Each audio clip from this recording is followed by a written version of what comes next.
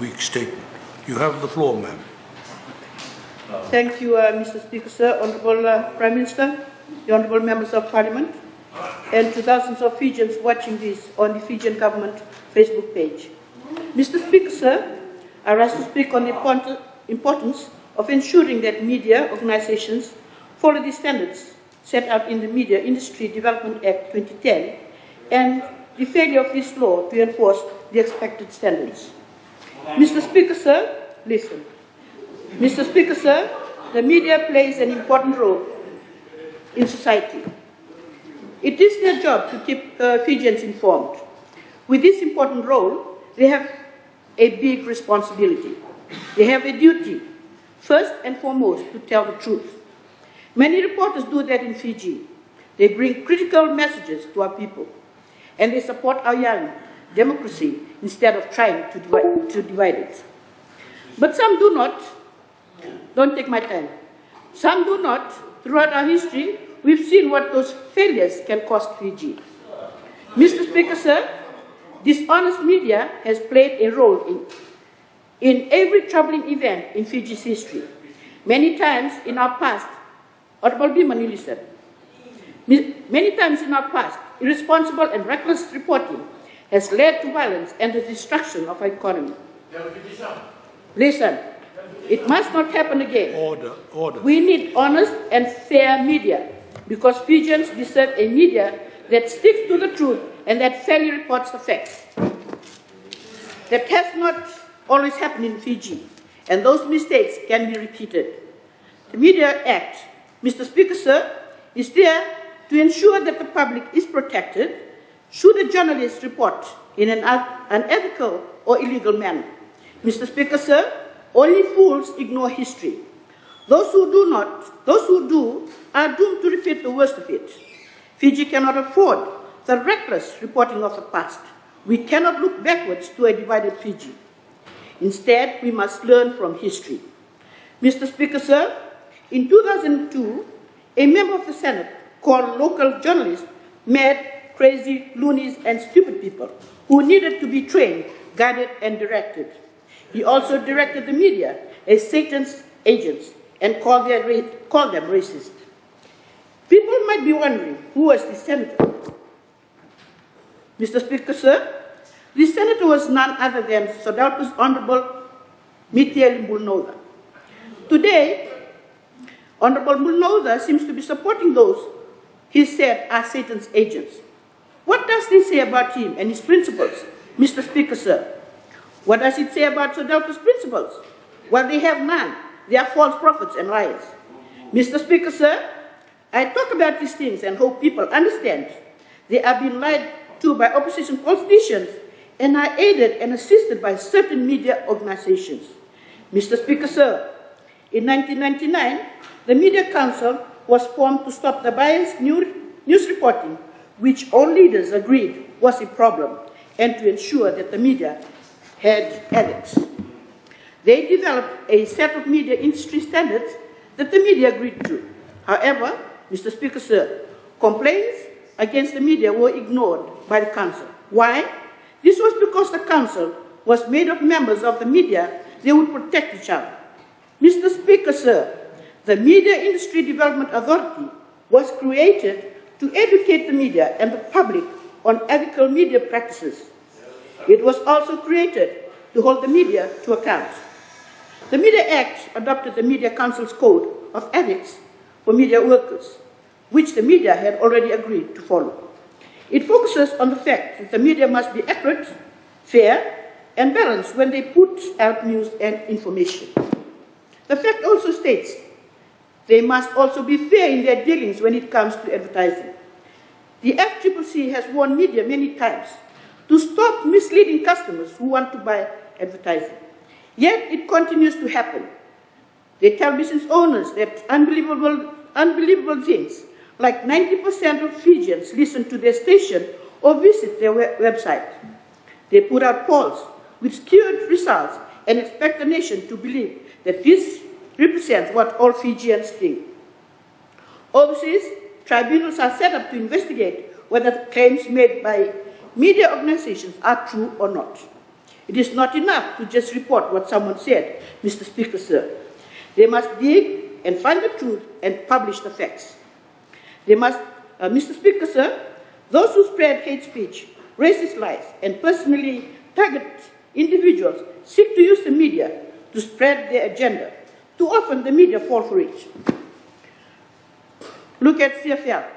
They will publish anything on their website and social media that the opposition says or anyone else who speaks against the government. CFL will not check if what was said has any truth. They will not do research. They will post catchy headlines that often have little to no basis in truth. Why? Because to them, truth is cheap. They care about comments and clicks. As a result, they are whipping their readers up to believe lies, just like Fitch Times was and still is doing. That is not, you listen, that is not responsible, that is not right. Australia has a new law that makes newspapers and media outlets responsible for comments on the Facebook post. They will not allow media outlets to turn their platforms into breeding grounds for hatred or racism. Neither should we. A responsible media organization does research. They verify what they are told to keep their readers informed. When that is asked of them, the media and the opposition all come together and say that the media is not free. All the whole Fitch Times is publishing anti-government articles on its front page almost daily. This is the biggest lie to hide failure of the media to do any good reporting. You listen. Media Act sets a framework to stop biased reporting. It is important to protect children and victims of sexual abuse from having their identities published. It stops grieving families from having the identity of their deceased relative being published without consent. It promotes balanced, fair and accurate reporting. Yet the opposition and the media seem to be against that. They say the Media Act restricts media. I question their motives, Mr. Speaker, sir. Do they think they are above anyone else? And don't require accountability? That is wrong. The media have a responsibility to publish the truth. They also have a responsibility to maintain professional standards. Above all, they have a responsibility to maintain the integrity. The Media Act is there to ensure that if media breaches these requirements, they are held accountable. Mr. Speaker, sir, I would like to quote Dr. Shalendra Singh, who is the head of journalism at USP. Quote, "Concerns about unbalanced and unethical reporting, lack of depth and research in articles, and a poor understanding of the issues are all too frequent and too numerous." Unique. I hope you are listening, Honorable Biman Prasad. Everyone already knows Honorable Biman, Honorable Nenor, Honorable Pio do not respect or care about the truth. This and that is the truth. Everyone knows. I'm not reading somebody's speech. You listen, don't take my time. This is the truth and the fact. Everyone knows that they are here to cheerleaders for Sodelpa. They are all here. They are all too happy to settle for their scraps. We must ensure that the media follow ethics and report fairly. Mr. Speaker, sir, to end what I want to ask, what has media done about all this? If complaints have been made, why haven't they investigated? Are they doing anything about the current situation? Will something be done? Will something be done? We can clearly see the media trying to repeat history. We have learned hard lessons from this. You listen. We must remember the past and learn from it and ensure that media strictly enforces the standards of professionalism and behavior expected of independent media organizations. Thank you, Mr. Honorable Speaker, sir.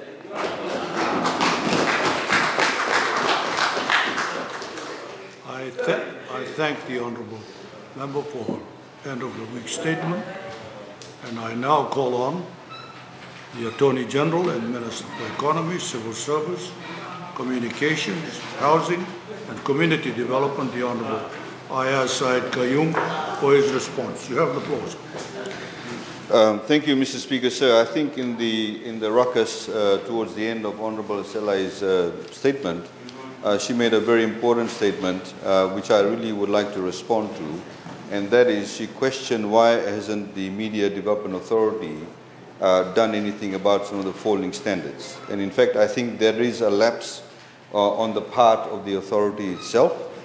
And I think there are certain appointments that do need to be made. I know the opposition has been led by the nose by a couple of individuals about MIDA itself, but I please would urge them to read it. It's called the Media Industry Development Authority Fiji, but there are various provisions within that that sets out the functions of the authority, the powers of the authority, and more importantly, Mr. Speaker, sir, it's about media codes, about advertising rules, and also, Mr. Speaker, sir, it's about, for example, various issues about where you can lodge a complaint. I heard some of the members saying that, calling out different organizations' names. They have a right to go and lodge a complaint. They can do that. This actually provides for it. And they will be investigated as provided for under the law. There's certain parts about foreign ownership of media, Mr. Speaker, sir. We don't actually allow foreign ownership of media in Fiji, like a number of other countries. That's why Rupert Murdoch actually became an American citizen, so he could buy Foxtel and various other companies that are American-owned, because American laws don't actually allow for that. There's a media tribunal. But what I think, Mr. Speaker, sir, that Honorable Selai referred to, which I think is critically important, and as we had drafted this law, we borrowed verbatim, Mr. Speaker, sir, the Media Code of Ethics and Practice. This was actually borrowed verbatim from the Media Council that Honorable Selai referred to. The Media Council was actually a self-regulating body prior to this. They set their own standards and they would actually peer review each other, like the Law Society previously. That's why there's something like over 300 complaints languishing with the Law Society, because they did a peer review and everybody scratched each other's backs. And we know what happened after the Independent Legal Services Commission was set up. 2 or 3 prominent lawyers who actually swindled trust fund monies were banned for life, as they should be if they are found guilty. And that set very high standards. Similarly, Mr. Speaker, sir, I would urge the honourable members to please look at this particular act. It talks about the Media Code of Ethics and Practice. It talks about, the kind of balance, what you should do. It talks about how do you address violence, about children, General Code of Practice for advertisements, where children should not be exploited, Code for advertising for children, specifically. There's a provision here. And I bet you, Mr. Speaker, sir, none of the members have actually read this on the other side. They have not read any of these practices. There's protection here about in terms of the safety, how we present children. There's, of course, about TV program classification code. What programs do we classify? Is it R13, 16, 18? We used to have 21 before. All those standards are there, but yet, unfortunately, and Honorable Selai is absolutely correct. MIDA, in fact, has not been very active, and they need to get active. I would like to make some general comments, Mr. Speaker, sir. I think one of the problems in Fiji has been the lack of focus by media organization on development programs, on development economics. We are a post-colonial society. Our development agendas are different. We need to be able to have, investigative journalism in those areas, a write-up in those areas. It was very interesting. I was just comparing the interview of the terminated VC of USP on the My TV show, on the Chanel show, and then on the same evening there was an interview with this was Arnold Chanel, and there was an interview with Vijay Narayan. If you actually are interested in about investigative journalism, go and listen to both, and look at how the questions were asked, and look at the level of input that the journalists actually put beforehand to do the research and actually ask the more pertinent questions. I wish actually I get asked those questions.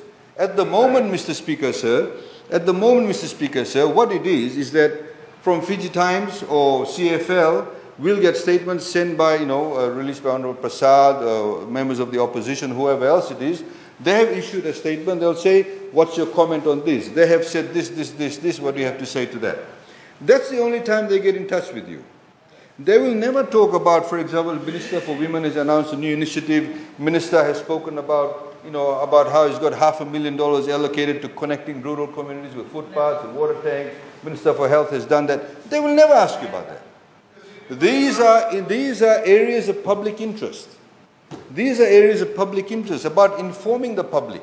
They won't cover anything of that. They'll only cover you. Somebody says something, and then they'll want your response. And of course, your response will go in the last paragraph with 2 lines. So, Mr. Speaker, sir, the reality of the matter is that is the situation. And there is no way that I would say that even coming into next year, that you can have any reasonable form of any type of independent assessment or debate between political parties and leaders in CFL or even Fiji Times. You can't expect that at all. Mr. Speaker, sir. Mr. Speaker, sir, what I have said in the past, Mr. Speaker, sir, there is absolutely nothing wrong. And I remember I used to be a member of Transparency International and I worked in the private sector.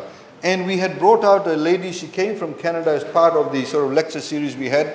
And the lecture was down at the Marine Studies Lecture Hall at USP. And that lady, who was a Canadian lady, she said, there is absolutely nothing wrong in media organizations having a particular proclivity, editorial proclivity. So, well-known one is Foxtel. They said they support Donald Trump. So you know that they support Donald Trump. So you know when you tune into Foxtel, they will have everything about supporting Donald Trump's government. In the same way, if it's a newspaper, like some of the newspapers in UK, they say, we support this party. So everybody knows, okay, if I'm reading the news from this newspaper, that this is their particular proclivity, I'll still read it, but I know at the back of my mind that's the agenda. There's nothing wrong with that. You can sell newspapers. You can actually have radio stations, no problem. But you need to be upfront about it. If Fiji Times wants to support a particular political party, CFL, they should tell the public, you can still go ahead. And you cannot therefore hide, when you have a particular agenda, hide under the guise or the front of, we are independent, we are unbiased, when you actually are. Please, there's nothing wrong with you supporting a political party or particular philosophy. I remember I had a meeting at this coffee shop after the events of 2007, after the government was appointed, and this particular expatriate Fiji Times journalist told me, he said, our position is to oppose this interim government. I said, fine, that's your position. Please state it in the editorial so people know. Don't come up and try and say, you know, we are independent, we're doing an independent analysis. That is your editorial position, say it. Nothing wrong with that. But people need to know. The last point, Mr. Speaker, I would like to make is that it has been made out in this parliament that, you know, tribunal, etc., is something unique under this law. No, actually, UK is very more stringent and more active media tribunals. Please listen to it. There's been this guy, Pierce, whatever his name is, from Good Morning, has been, he actually left, he resigned. He's a tribunal, Pierce Morgan. Pierce Morgan, he left because of the tribunal's findings. Mr. Speaker, so the last point I want to make is Honourable Selai has raised a very important point. The recent case in Australia, decided by the High Court of Australia, held that any particular, please, I think you people really need to give Honourable Selai some respect. Because I have noticed generally, whenever she speaks, you all laugh at her. I really see that. Please don't do that. Should not do that. Before she even starts, make comments like who wrote this speech, etc. But there's a particular way that you do that with Honourable. There's a particular way that it's okay to do it with you. But Mr. Speaker, sir, because there's a kind of denigration, there's a condescension. Please don't do that to her. Mr. Speaker, sir, the last point I want to make is that the High Court of Australia actually held that if media organizations on their Facebook page allow for, in this particular case, things like racial vilification or hate comments, those media organizations can no longer hide behind the guise of, well, it's not our comment. But their Facebook page or their web page has actually facilitated that. And I really hope that the judiciary in Fiji picks up on the development of the laws surrounding social media. And that is critically important, Mr. Speaker, sir. Because we have seen a huge shift to the right in Fiji, Mr. Speaker, sir. And we need to, as responsible members of Parliament, curtail that. I know their political fortunes are matched to that, but, Mr. Speaker, sir, it's for the benefit of the country. It's for the benefit of the future generations of this country that we need to ensure that we truly have standards with the media industry. Thank you, Mr. Speaker, sir. Thank you. I thank the Attorney General for his response to the fourth end of the week statement. There's only one comment I've got to make on the first end of the week statement. There was an incident of a tour in a neighboring country where during the course of a very long program, the partner